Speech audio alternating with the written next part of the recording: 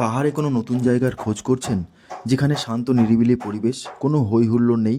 চলুন আজ তেমনই আপনাদের একটা নতুন জায়গার খোঁজ দেব, যেখানে ঘুম ভাঙবে পাখির কিচিরমিচির শব্দে আর নিরিবিলি সুন্দর একটা জায়গা। আগে বলি হোমস্টের কথা। এই হোমস্টেটা শিটংয়ের মামরিং অফবিট লোকেশনে অবস্থিত। এই হোমস্টেটা একদম নতুন ওপেনিং হয়েছে, ডিসেম্বরের 8 তারিখে এটার ওপেনিং হয়েছে। এবং হোমস্টেটা খুব সুন্দরভাবে সাজানো গোছানো একটা হোমস্টে। এর যেমন রাত্রের ভিউ, তেমন আবার দিনের বেলাও ভিউ। আর এর আশপাশে পুরো গাছ দিয়ে সুসজ্জিত রয়েছে, একদম রাস্তার ধারে হচ্ছে এই হোমস্টে। এবং হোমস্টে ঘিরে বিশাল পাহাড় রয়েছে, যেটা তোমরা হোমস্টে বসে বসেই দেখতে পারবে।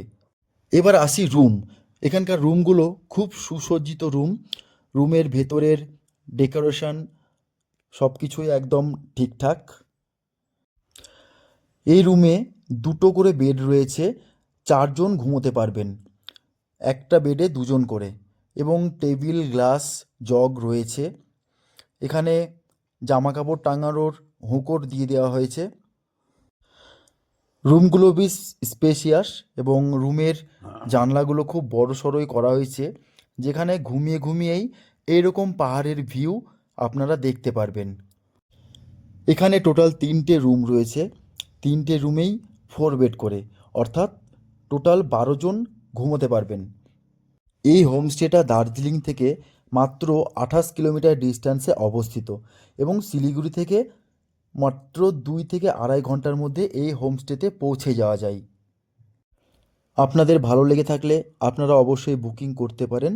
আমি বুকিং নাম্বার স্ক্রিনে শেয়ার করে দেব, সেই নাম্বার থেকে আপনারা বুকিং করতে পারবেন।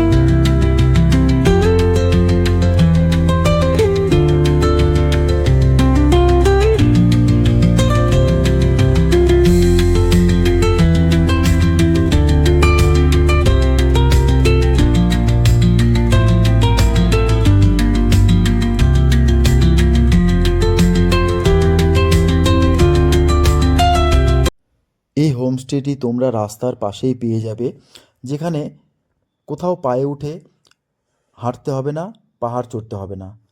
এবার আসি খাওয়া দাওয়া। এই হচ্ছে দুপুরের খাবার দাবার। পাঁপড় রয়েছে, এখানে ভাত রয়েছে, এখানে স্যালাড রয়েছে, আর এখানে সবজি রয়েছে। সবজি ছিল একটা, আর ডাল ছিল, আর চিকেন অথবা ডিম দুপুরবেলায় ব্যবস্থা করা হয়। তো আমরা ডিম নিয়েছিলাম। এই হচ্ছে ডিমের কারি। আর এইখানে রয়েছে ডাল এবং তার সঙ্গে রয়েছে একটা সবজি। তোমরা চাইলে অল্টারনেটিভ করতে পারো, দুপুরবেলায় চিকেন নিতে পারো, রাত্রিবেলায় ডিম নিতে পারো। আর এই হোমস্টের আশেপাশে প্রচুর এরকম ঝোড়া তোমরা পেয়ে যাবে, যেগুলো বর্ষাকালে আরও বড় হয়, প্রচুর পেয়ে যাবে। এইবার আসি আমাদের হোমস্টেতে কিভাবে আসবে।